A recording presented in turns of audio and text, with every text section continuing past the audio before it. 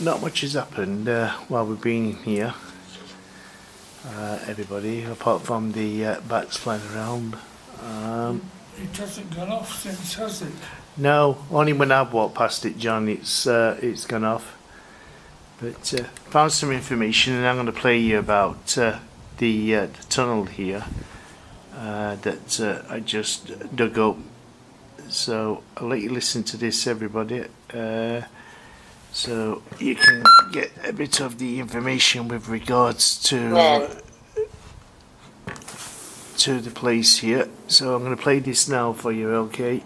Convicts Tunnel, or what is often referred to as the Convicts Tunnel, is a part of Barnsley's historical landscape, though not as widely known as some other landmarks. This tunnel is believed to be associated with the transportation of convicts, possibly during the time when convicts were sent from Britain to penal colonies, such as Australia. While details are relatively sparse, local lore suggests that the tunnel might have been used to transport prisoners to or from Barnsley's courthouse or jail. It is said to have been part of a hidden network that linked important sites like prisons, ensuring convicts could be moved discreetly. Some believe it could have been linked to the mining industry in Barnsley, given the region's strong industrial history. However, much of this remains unconfirmed, and the tunnel holds more mystery than clear, documented facts. If you're keen to dig deeper into its history, local historical societies or archives in Barnsley may have more detailed records. So there you go. That's a bit about the Convicts Tunnel here. So maybe prisoners might have helped to build it, but also shipped them off to Australia, John, as well. Is that true? Gender. Did prisoners get moved, travelled on the trains here, and then got shipped off to Australia, to the penal colonies?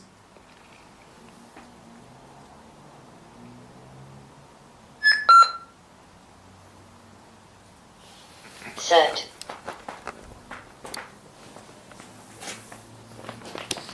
Come in and let us know that you're here, and tell me if we telling what we've just asked is correct. Can you come and let us know? Touch that ball again. Yeah, touch the ball on the ground. Or one of the other ones.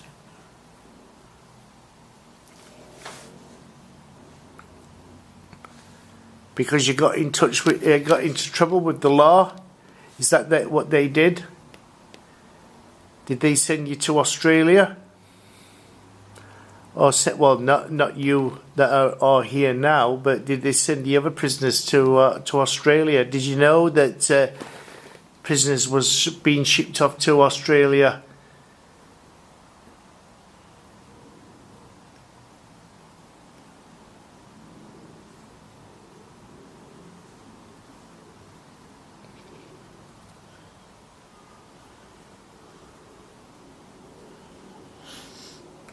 When you think about it, those who got shipped off to Australia, and 300 or 400 years later, John, they've done better than what we have. I was just thinking, they probably did better, hadn't we? Yeah, Yeah, probably did. I'm not sure what if they were in prisons over there in Australia that they probably had to work. You know what I mean?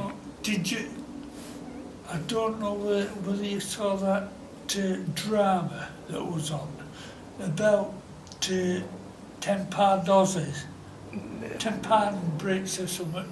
Yeah. You know, that paid £10. Yeah, well, that's what my auntie and uncle did. That's what my auntie and uncle did. Yeah. My mum and dad were going to do it for them, but my dad, they went a few months before. Yeah. And it says, we're living in like sheds and that, you know. My dad says, no, I'm not taking my family over there to do that. Yeah. You know. Well, that's what my auntie and uncle did. They went as £10 poms in the 70s to Australia. Yeah. But when they got over there, they lived with a Chinese family.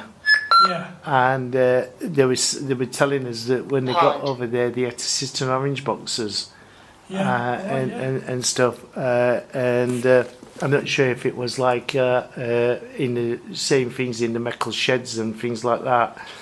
But that's what they did. That's what it showed on that program. They went and they made little villages and that. They got little metal sheds and and so if they maybe were sharing with some Chinese couple or something. So that's what they did, and then they got a house then over there after so long. And they went out, got a bit of wage and put it together. And they put it to buying a bit of land. Building a house. I mean, back then when people went over as £10 poms, it probably was hard to start off with. But they'd be better off now. Oh yeah, they're what do you call it? I mean, my dad didn't go over as a £10 pommy because my auntie and uncle came back about 5 or 6 years later, and then asked the family over here, if you want to come to Australia, come now because they're closing the doors. So if you want to come. And then that's my dad went over. Then. In 1974, I think it was. My mother's supposed to have gone over. My dad went over first to start a new life. So when he got over there, he landed in Sydney. And 6 months later, he wrote to me and said, I'm going to send you the money over for you to come to Australia. And my mother wrote back and says, I want a divorce. And my mum and dad split up. After that, my mum says, we're not going. So, and then, which was what I call it. But looking at with me, I mean, I used to live over in Australia as well as England. And as much as I love England, well, I used to love England. I don't love it anymore as like I used to be. It's not the country. It's not the same country, John. Trip. I mean, if I knew how England was going to turn out to be how it is today, I would have thought, no, I'm not coming back here. If everybody, if with foresight, you'd do better. Yeah. Well, Australia I mean, they have the same problems as what we have. They have the same laws as what we have, just about. But it's a better way of life. I mean, it gets cold in Australia, but not as cold as it does here.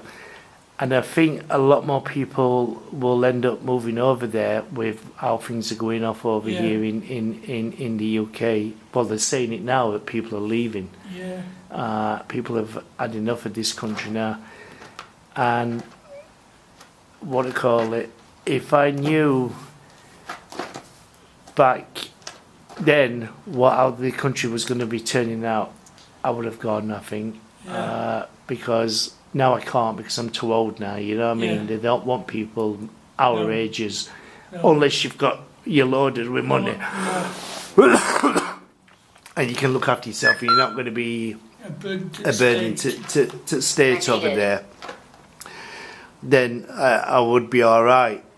But because of what I call it, I would have gone. When I got married, I would have gone, Nina, we're going to Australia, and I would have gone. I mean, I tell my kids now, if you ever get the chance, get out of this country, because I don't think this country can do anything now for anybody.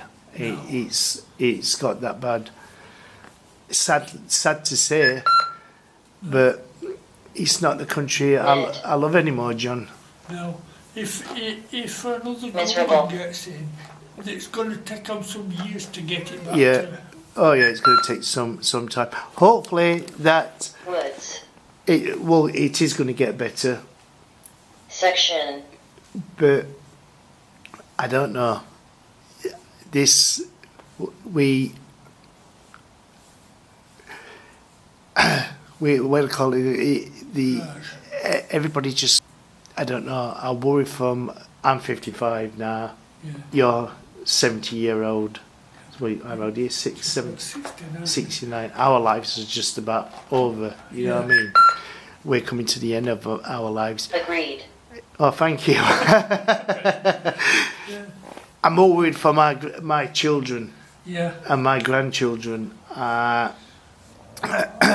because I don't know what the future's going to hold for them, and that does put fear in me of knowing what is going to happen to them.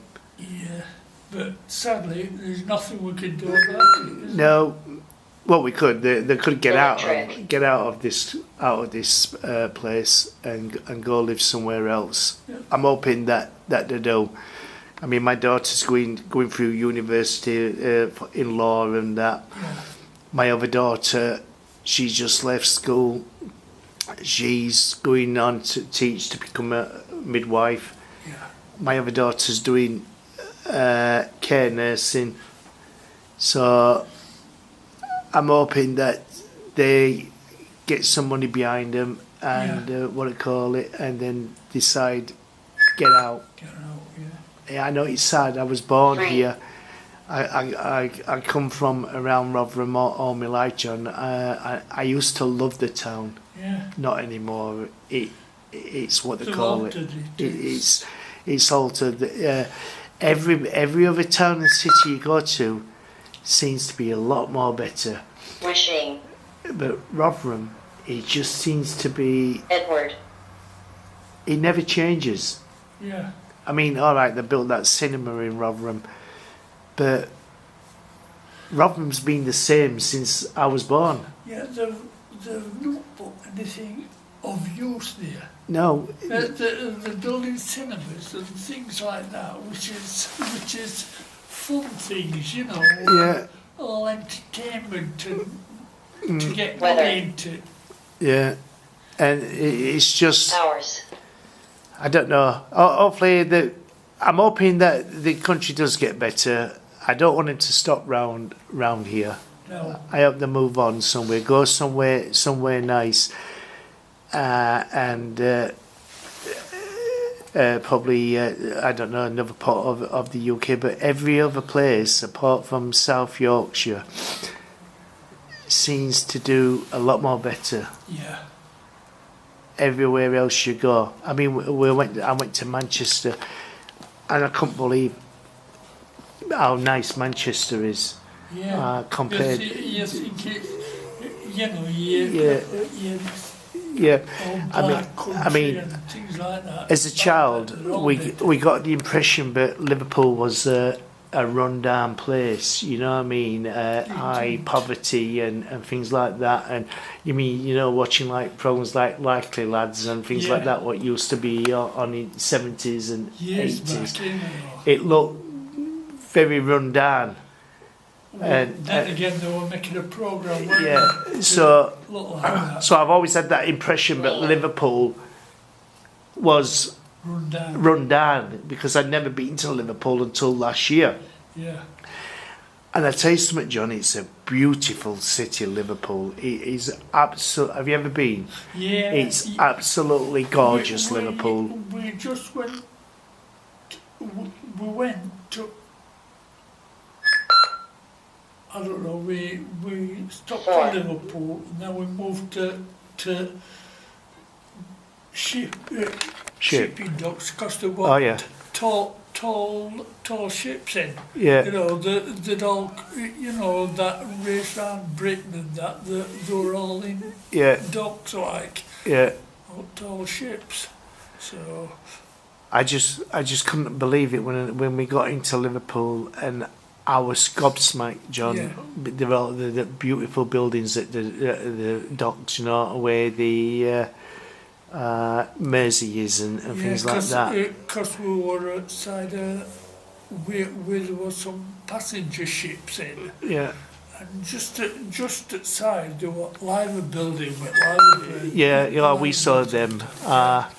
Yeah, we saw Wedding. them on top of the buildings, and do you know what, John? I was absolutely amazed by the place. Like I said to Dan, but we're going to go back one day, and because Dan went with me to go get me my passport, and I says, well, let's come back here one day and just have a full day in Liverpool. Yeah. We'll have to do that soon, you know what I mean? Yeah. And do you know, when I leave Rotherham, I feel more happier. Do you know, if we go out, do you know when we went to York of a week, I was so glad that, because York is a beautiful city as well. Yeah. And that is a beautiful place. Looks clean too. Yeah, but Down and downtrodden. yeah, I mean, Doncaster's a nice place. I think Doncaster, within South Yorkshire, I think Doncaster is a beautiful place as well. More towards East Coast, isn't Yeah, it? but Rotherham, I don't know, John. It's a shithole. It's got to the point, John, that it's what they call it, and I can't see much happening for anybody. Was there many coal mines around Sheffield? There were one or two, weren't there? I think it were more because of the steel industry, weren't it, Sheffield? Well, that's something, all smoke and smog and that. Yeah. And caused by coal and things like Oh, I remember back. that. I remember back in the 70s, John, when I used to travel to Sheffield, because, well, 70s, early 80s, because I used to go to Sheffield Market on the Saturday mornings just to go get cheap shoes. Because if you got there at 6 o'clock in the morning, you get shoes like for about £3. And I used to go every time I needed new shoes. I used to go shoot off to Sheffield Market and get cheap shoes on a Saturday mornings, like winkle pickers back in the 80s. You know what I mean? That's what I used to wear. And we used to catch 69 bus from Rotherham bus station, and which would take us straight into Sheffield. You used to get off. Well, you used to get up near Castle, where all it road used to be. Well, 69 bus stop used to go there, and what do you call it? Used to travel. The bus would be clean, leaving Rotherham, got to Sheffield. It was covered in soot, you know, from the steelworks from Templeborough and things like that. And going through Sheffield, because it was really smoggy back then, back in 70s, early 80s. And then with the decline of steel, and then the decline of blooming coal, it's what do you call it? All that disappeared. Yeah, but isn't it funny? It's disappeared from there a lot quicker than it has from round Rotherham. It's still. Yeah. Well, yeah, I can see that. I think it's because over the years that they wanted to clean the environment up, the air. But the problem is, thing I don't understand about this blooming country, we make steel, Moist. Yeah. we then sell it over to China, Yeah. and then buy it back dearer from China. Yeah. What is the whole point of that? You know what I mean? And that's whereas our steel industry has seemed to have, what do you call it? I mean, you've got, is it Port Talbot at Wales, the steelworks, and then you've got the steelworks in Scunthorpe. They're all closing down because of... They were Tartar at Romash, weren't they? Yeah. I mean, they're all closing down now, all this steel industry. It's because we've just let it go. And now we're buying steel in. we're bringing it in from places like China and things like. Why don't we make his own and blaming for his own country? Yeah. It is. Cut down on air miles and all. You know, this. All expense. It's what they call it, and I mean, we had a fantastic industry, John, at one time, as you know, steel. With Sheffield. Sheffield was the world famous city in the world for making steel and crystal. You know what I mean? But all that is all gone now. Yeah. It's all vanished. Then the pits, John, the coal mines.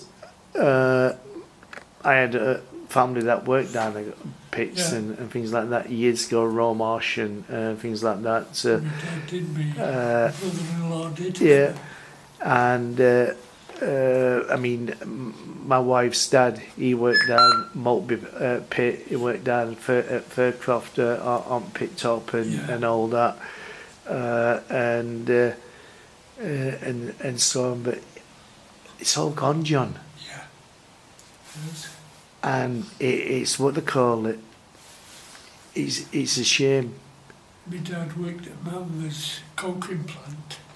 Oh yeah, You know, he didn't Always. get that bit, always. Well, it's quiet tonight, John, isn't it? yeah. But yeah, this country journey is what it call.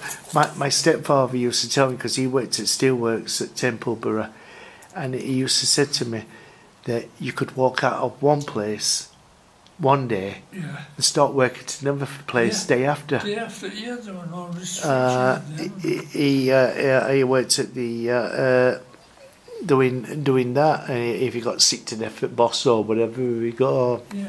stuff you, I'm off, and Yeah. and then leave and go next door and say, have you got any, can I have a job? Yeah, And- well, there weren't no like, oh, you've got to have, what's it's quite a reference and Yeah, things like that, yeah. you know, because you can't tell boss to stuff it and then ask him for a reference, can you? No. But you know, that was back then, John, when Yeah. the country, what I call it, the industry was good and things like that. Yeah, all right, weren't good for your health Oh, and things like that, with all the smog and soot and everything else that was in the air and stuff. But plus, the thing now, population. we still have too many people in this country. That's the Exactly. that's the other problem. We seem to be building more and more houses for people that are coming over here now. We're taking up loads of land. Yeah. We're taking up farmland. They're on about now building on green fields and things Yeah. like that instead of just brown fields and. Well, there's that on news tonight, I don't know